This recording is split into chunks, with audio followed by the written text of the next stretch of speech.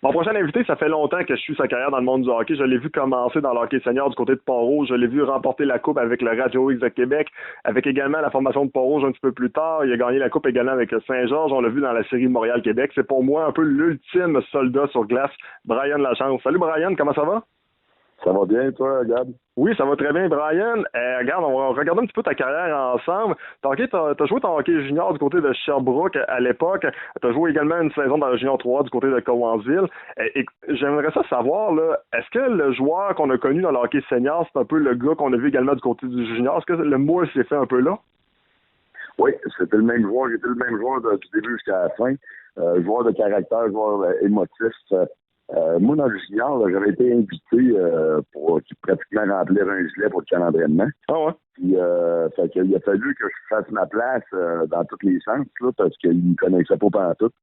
Fait que, il a fallu que j'utilise justement la robustesse pour me faire une place. Puis après ça, là, développer plus mon talent côté hockeyeur, là. Mais oui, j'ai rentré avec mes points G plus que les points T. C'est spécial parce que, tu sais, quand on regarde ton cabaret, Crime, t'es pas nécessairement un petit gars, mais en même temps, Crime, t'es pas non plus le plus costaud de la gang, pis t'as jamais eu peur de personne. Comment t'expliques ce phénomène-là? T'étais-tu t'étais-tu un petit Chris en parenthèse à l'école? Ben oui, tu sais, je te dirais que dans le temps, si ça avait été la mode, les pilules à l'école, je pense que Mais non, mais ça c'est sûr qu'on est élevé trois gars aussi chez nous. Nous, c'est un milieu d'une famille de trois gars. Okay. Fait que il y a toujours eu de l'action à la maison. On a toujours joué au hockey, puis on a toujours il y a toujours un petit peu de chicane à la maison, là, vu qu'on était trois puis très rapprochés. Fait que ça a toujours fait partie de notre vie un peu, là, le tiroirage. Puis, fait que quand j'ai embarqué dans le junior, mais je me suis rendu compte que j'avais peut-être un petit peu plus d'expérience dans le tiroirage que bien d'autres joueurs, là. Du côté de la famille, comment on voyait ça, Brian Lachance, qui lâchait les gants, qui n'avait pas peur de personne, qui était un peu l'ultime soldat sur la patinoire, puis en plus de jouer junior majeur, on s'entend, Crime, il n'y a pas grand gars qui réussisse à se tailler une place, tu le mentionnais en préambule, t'es arrivé là, Crime, quasiment juste pour remplir un chandail, finalement, t'as joué tout ton junior. Ouais, mais c'est sûr que mon père, lui, il était bien avec ça. Ma mère, elle a trouvé ça moins drôle un petit peu. Ma mère, elle aimait pas ça. Quand elle savait que c'était des grosses games de même, des fois, elle s'en allait dans la chambre de bain de l'arena ou au restaurant pendant que je me battais. Mais à un moment donné, elle s'est comme aussi habituée. Puis, j'ai quand même, m'en ai toujours tiré quand même relativement bien dans l'ensemble. Là. J'ai pas eu de knock-out ou j'ai pas eu de grosses blessures à cause du combat. Fait qu'à cause de ça aussi, ça a peut-être aidé. Et c'est sûr que si je m'avais fait assommer ou quelque chose comme ça, ça aurait été moins drôle un petit peu pour les parents.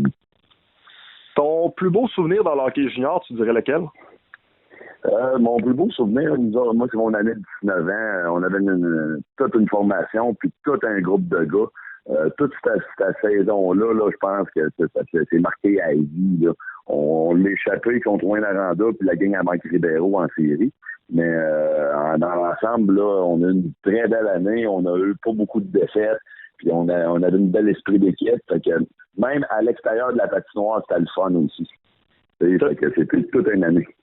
Tu as fait un petit passage dans la WCHL avant qu'on te connaisse un peu plus dans le hockey semi-pro. Je me rappelle de toi, tes débuts avec la formation de Pont-Rouge. Moi, j'étais quand même relativement jeune, mais n'empêche, je m'en rappelle. Écoute, tu jouais encore à la défense à l'époque avant qu'on te transforme comme attaquant. Comment ça a été pour toi là, les débuts dans ce qui était à l'époque connu comme étant la ligue la plus violente au monde? Ben, ça, je l'avais entendu parler pas mal. Puis en même temps, j'avais suivi ça parce que la suite, avant que ça s'appelle le Radio X, ça a commencé, c'était les Voyageurs de Vanier. Oui. Moi, je reste dans la rue à côté de l'Arena de Vanier. Okay. Quand j'avais 14-15 ans, j'avais mon billet de saison, puis j'allais voir ça. Fait que, tu sais, je connaissais la Ligue, puis je voyais l'évolution de la Ligue aussi. Puis là, quand j'ai fini mon junior, j'étais allé jouer 2 saisons aux États-Unis. Puis j'ai eu des blessures, fait qu'à un moment donné, il a fallu que je prenne une décision de revenir à Québec. Puis j'avais signé avec Pont-Rouge pendant que j'étais aux États-Unis. Fait que j'étais prêt à ça, là, je m'attendais.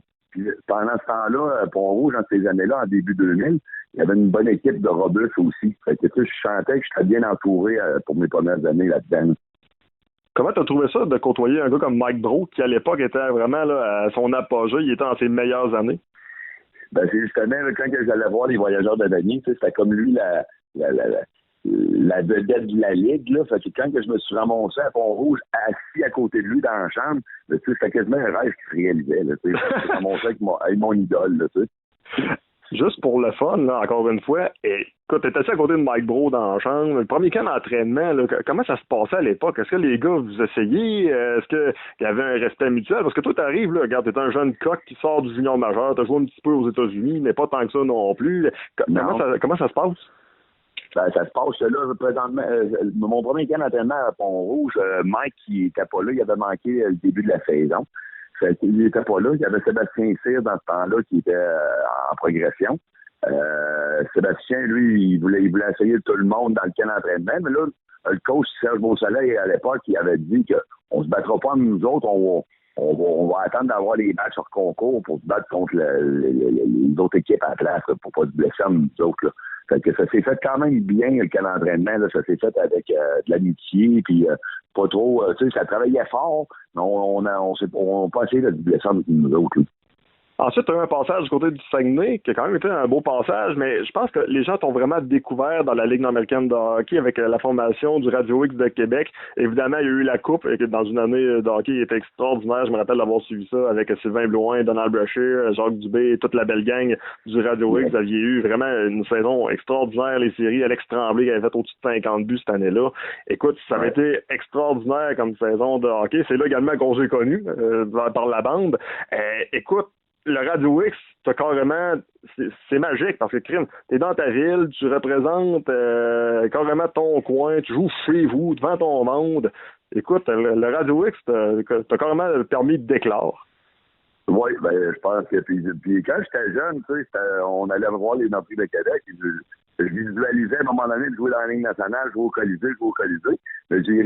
J'ai réalisé mon rêve sans s'asseoir pour les Nordiques, mais avec le Radio X, dans le fond, jouer au Colisée à tous les soirs. Puis moi, je reste à la Vallée, juste à côté du Fleur de Lys, à peu près même pas 1 kilomètre du Colisée. Là, fait que tout mon monde était là, mes oncles étaient là, mes amis étaient là. Je jouais devant mon monde. Dans ce temps-là, on dirait tu as toujours un petit peu plus le goût d'en donner plus parce que tu veux pas qu'ils soient déçus. À cause de ça m'a gardé toujours un peu sur le vif aussi. Là. Ta Coupe Stanley, là, ça a été quasiment aussi, tu me mentionnes, tu joues dans ton monde, mais des soirs, là, il y avait 10, 12, 13, 14, 15 000 personnes dans le chèque. Ouais, mais c'est ça, c'est comme, on dirait que je réalisais que je jouais dans ma tête, je jouais pour les Nordiques. Quand j'étais jeune, je voyais ça, les Nordiques, il y avait à peu près le même nombre de monde. Puis on a comme vécu le même trip que les Nordiques à l'époque, là. Cette année-là, 2004-2005, est-ce que dans ta tête, c'est ta plus belle année de hockey à vie? Parce qu'il y en a eu d'autres des belles années par la suite, mais ça a tellement été magique. C'était pratiquement un conte de fées, mais en même temps, il y avait une certaine pression que vous aviez comme pas le choix de gagner. Oui, c'était la plus belle année de ma vie, côté hockey, oui. À cause de tout ce que je suivi, là, on a gagné le championnat, on est allé en voyage, toute l'équipe ensemble à Cancun. Il y a eu beaucoup. Après ça, l'été, on avait commencé des combats de boxe. On se tenait tout ensemble encore. Ça s'est pas fini juste avec la Coupe. Ça s'est continué même dans l'été après la Coupe. Là. Fait qu'à cause de ça, j'ai pas le choix de dire que oui, c'est la plus belle année. Mais je pourrais rentrer pas loin en arrière, elle, du Lightning de Pont-Rouge. On va en parler de Pont-Rouge, justement, mais parle-moi justement de la fin du Radio X de Québec qui a amené justement du côté de Pont-Rouge, qui a amené ce déménagement-là. Est-ce que ça a été difficile pour toi un peu de voir justement, tu veux pas, tu retournais à Pont-Rouge, qui était carrément le berceau du hockey senior, c'est là où tu avais fait tes débuts, mais en même temps, de voir la fin d'une époque, parce que le Radio X avait tellement été populaire, puis moi, ça m'a rendu un peu triste de voir la fin. Écoute, j'étais vraiment content de revoir du hockey de cette qualité-là à Pont-Rouge, mais en même temps, je me disais, crime, Québec manque beaucoup à la Ligue. Tu sais, Québec a toujours été là. Le Radio X a tellement été une puissance dans cette Ligue-là pendant plusieurs années. C'était chez vous. De perdre ça, as-tu trouvé ça dur? Oui, mais en même temps, cet été-là, j'avais été joué en Australie, moi. OK. Donc, quand je suis revenu de l'Australie, le calendrier à Pont-Rouge, ça faisait une semaine qu'il était commencé. C'est que j'ai comme pas vu tout ça. J'ai eu comme un choc quand je suis revenu de l'Australie, dans le fond. J'avais pas vu que tout se passait comme ça là, pendant que j'étais là-bas. Fait que quand je suis revenu, là j'ai rencontré Patrick Bracoli et Bobby Barry pour faire la transition, pour m'expliquer qu'est-ce qui s'avait passé pendant l'été. Puis, mais vu que je retournais à Pont-Rouge, que j'ai déjà connu, ça me dérangeait moins. Tu sais, je me sentais chez nous pareil. Est-ce que tu trouvais que ça avait changé pas mal l'aréna et tout le reste? Ou à part Mike, là, qui avait pris quelques années, là?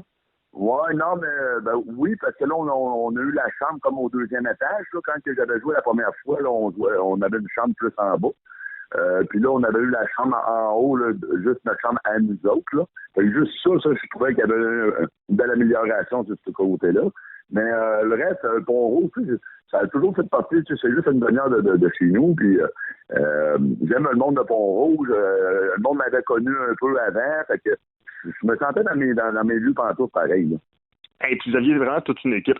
Moi, honnêtement, écoute, j'ai suivi le hockey de la Ligue américaine depuis mon tout jeune âge. J'avais peut-être 7-8 ans la première fois que j'allais voir une game.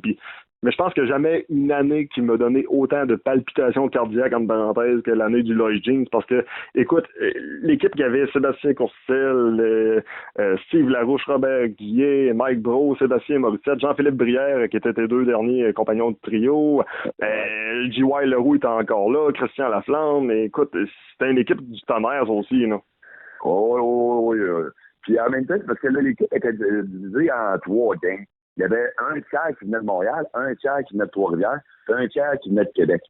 Puis à cause que Pont-Rouge, le Calvados venait d'être construit pas loin de l'Arena, mais ça nous a permis de rassembler les 3 gangs ensemble, tu sais, en prenant une petite bière des fois après les games ou après les pratiques. Fait que sinon, ça aurait tout le temps été des petites gangs dans la chambre. Mais à cause de ça, on a eu la chance d'être plus une famille, dans le fond. Fait que ça a apparu sur nos succès aussi après.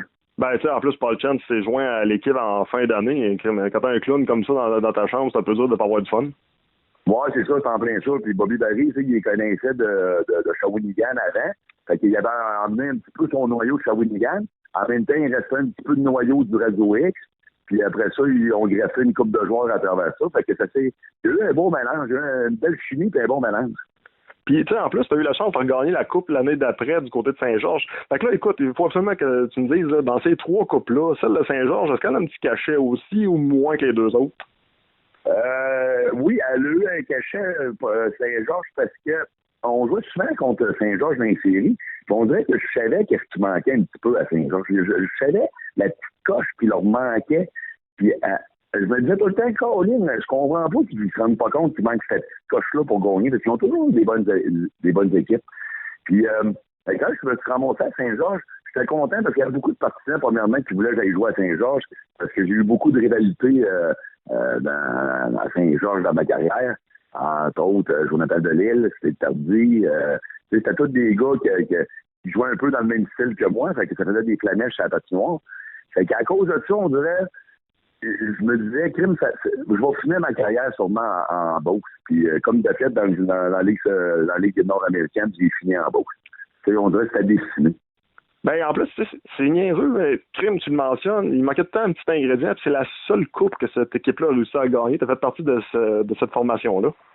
Oui, mais juste la dernière fin de semaine avant les séries, on a fait des meetings d'équipe, puis on est allé à Cabane à sucre aux parents à Éric Bertrand. Puis je pense que la chimie s'est installée vraiment, vraiment, vraiment intense à cette partie-là, juste avant les séries. Puis on s'est parlé, puis on s'est dit que ça le fun pendant qu'on a une belle équipe, puis qu'on a eu du fun à l'extérieur de la patinoire, que tu sais qu'on reflète sur la patinoire aussi, là. Puis justement, là, c'est l'esprit d'équipe, je pense, qui a fait qu'on a gagné cette coupe-là. Je parle maintenant de ton rôle. Tu sais, on a parlé comme de quoi tu étais un joueur qui était robuste, qui était capable de lâcher les gants, qui était capable de faire sa part de points également. De partir de la défense et d'aller à l'attaque, rappelle-nous un peu dans le temps, c'est arrivé quand? Puis là, est-ce que pour toi, la transition était difficile? Ça s'est fait la dernière année du Radio X en série. En série, à un moment donné, c'était Pierre Rioux, le coach. Il m'embarquait des fois quand il manquait un petit peu de drive là, dans des games. Il me disait, bye, va donc à l'avant un petit peu, va mettre de l'action un peu là-dedans. Puis en même temps, j'ai scoré, je pense, 4 buts en 6 games. Fait que Pierre a décidé de me garder là pour le reste des séries. Puis on a eu quand même des bonnes séries. On avait perdu en 7 en semi-finale contre Saint-Hyacinthe cette année-là. Puis là, l'année d'après, quand je suis revenu, la transition entre les Radio X avait été faite avec Pont-Rouge. Puis Bobby Barry, quand il m'avait rencontré en début d'année, il m'avait demandé, tu veux jouer à la défense ou tu veux jouer à l'avant? Puis là, dans l'été, en Australie, j'avais joué à l'avant. Fait que j'ai continué de jouer à l'avant à partir de là, mais il m'avait donné le choix. Écoute, tu as eu des bons compagnons de trio. Selon toi, le meilleur joueur avec qui tu as joué, ce serait qui? Et le meilleur joueur avec qui j'ai joué? Bonne question. Ben, moi, j'ai joué avec Dimitri Afanasenkov dans le temps du junior, là, qui avait scoré 72 buts, je pense. Quand même pas pire. Ouais, c'est ça. Puis lui, il avait gagné la Coupe Stanley avec Tampa Bay en 2004 après lui, avant de s'en aller dans la KHL. Mais ici, plus proche, là, j'ai joué avec mon chum Pat Nadeau la dernière année du Radio X, là, puis c'est un très bon fabricant de jeux. C'est un gars qui faisait des très belles passes. Fait que quand j'ai commencé à jouer à l'avant, je jouais avec Pat Nadeau, puis je pense que ça l'a aidé un peu à rester à l'avant. Je veux absolument t'entendre aussi sur la série Montréal-Québec. Écoute, ça a été un show quand même assez gros au Québec, dans la belle province. De faire partie de cette équipe-là, ça a-tu été quelque chose de spécial pour toi? Ça, c'était toute une expérience. Premièrement, j'avais arrêté de jouer l'année d'avant à Saint-Georges. Chose que je pensais que j'étais prêt d'être rendu à la retraite du hockey, mais j'ai vu dans l'année, dans l'hiver, que c'était un petit peu long pour jouer au hockey, puis il manquait d'action. Fait que quand j'ai vu l'émission de Québec-Montréal, je me suis inscrit, j'ai dit, ça va peut-être combler mon année de hockey en un mois. Puis comme de fait, ça a comblé mon année de hockey en un mois. Mais tout a une expérience, puis tout. Bob Oakley, là, il m'a appris des choses que j'aurais aimé apprendre plus jeune. J'ai comme compris des choses à la fin de ma carrière, qui est un petit peu plate pour ça. Là. Mais tabarnak, j'ai un beau show, bien fait, puis belle émotion en un mois. J'ai été comblé. Penses-tu que ça aurait pu être plus long comme expérience? Ben là, c'est parce que là, c'était 2 saisons, puis le Québec a gagné 2 saisons. Mettons que Montréal aurait gagné une saison, je pense qu'il y aurait eu au moins une autre saison sur eux.